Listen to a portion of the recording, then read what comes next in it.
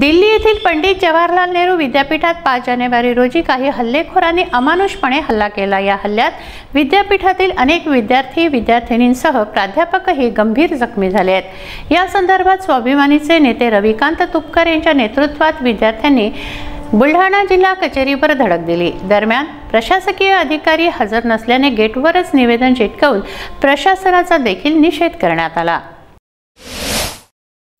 देशाची राजधानी असलेल्या दिल्लीतील नामांकित विद्यापीठात झालेल्या हल्ल्याने जागतिक पातळीवर देशाची प्रतिमा मलिन झाली आहे।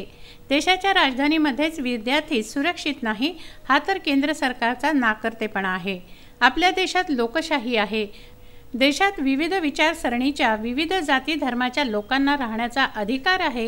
हा अधिकार आम्हाला संविधानाने दिला आहे।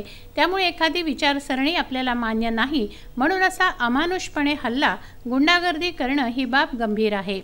त्यामुळे या निंदनीय घटनेच्या पार्श्वभूमीवर रविकांत तुपकर यांच्या नेतृत्वात बुलढाणा जिल्ह्यातील विद्यार्थ्यांनी सदर घटनेचा तीव्र शब्दात निषेध करत निदर्शनं केली। आणि या घटनेमुळे देशातला सगळा विद्यार्थी भयभीत झालेला आहे। म्हणजे कुठल्या विचारसरणीचा मी आहे हे व्यक्त करायला सुद्धा विद्यार्थ्यांना आता भीती वाटत आहे। त्याच्यामुळे या सगळ्या देशातल्या विद्यार्थ्यांना संरक्षण देणं हे केंद्र सरकारचं काम आहे।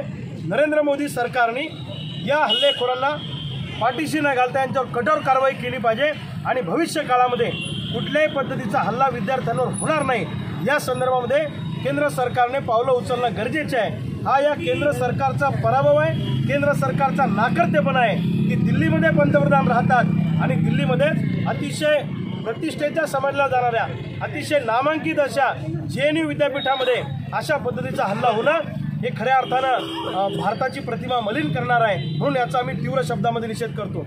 यावेळी रविकांत तुपकरांनी दोषींवर कठोर कारवाईची मागणी केली आहे।